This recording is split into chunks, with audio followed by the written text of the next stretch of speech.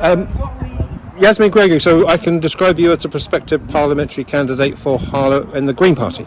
You can, Michael, yes. Yeah. We had actually thought about this and we'd made a decision a while ago. So it was really my own personal choice and why I didn't announce it. Because you know how I am, Michael, I've got so many things running around my head. I couldn't see the point of announcing who we were, who the parliamentary candidate was, if we haven't got an election. But I'm hedging my bets that I don't care what any Conservative person is saying about an election taking place in the autumn. I've actually learnt not to trust them. So quite possibly, I think there may be one in May. So we're gearing up for that. And I think, as you know, I was speaking to Zach earlier, and as he says, quite honestly, it just adds credibility. So the people of Harlow will have a Green Party representation. This is not an interview, if you notice, but you've got the job. But what do you think you bring for the people of Harlow? I think I bring a. I will challenge, Michael, and I will call people out. And I think that the people of Harlow have been given. They've been sort of like put in the dark and just fed rubbish. You know, a bit treated a bit like sort of like the mushroom model, and the lack of engagement in local politics. I think that feeds into the two parties, particularly the blue team. I think they like that because they know that they could stick a monkey on a stick and they would still vote blue for it.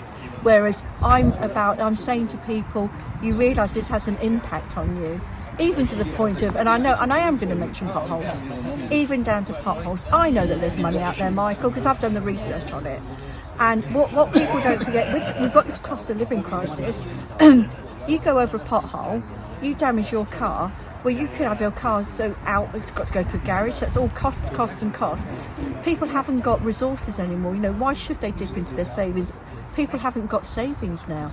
So I think that I am prepared to listen. We're getting plenty of talk on the street about what is concerning people. But you'll know it's about.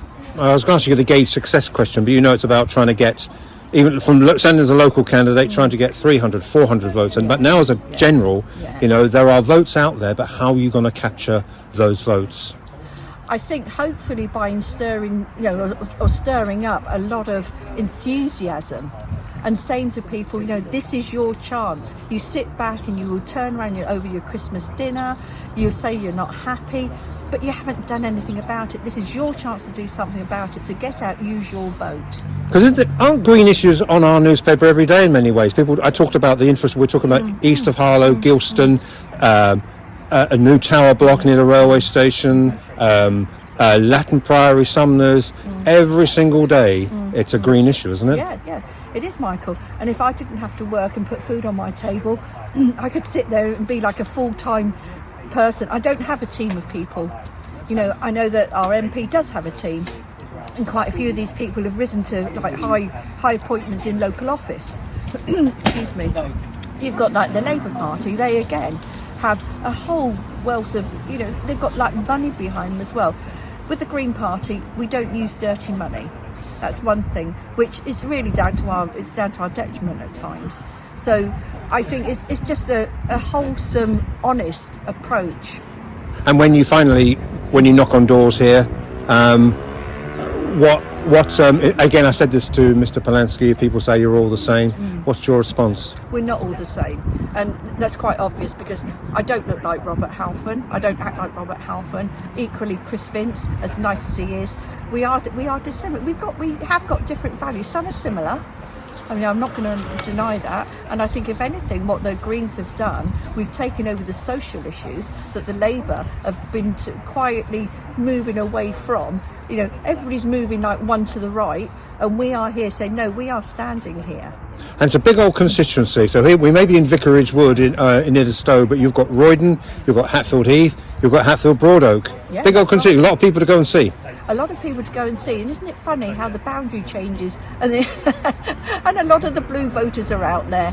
Yeah, I'll get out there. I'll get on my bike. I'll be like Norman Tebbit told me. I'll get on my bike and I will go and see these people. But equally, in the days of digitisation, they can come and see me. They can phone me. You know, I go and see as many people as I can. I'm quite visible in the community, Michael. Brilliant. Yasmin Gregory, thank you very much.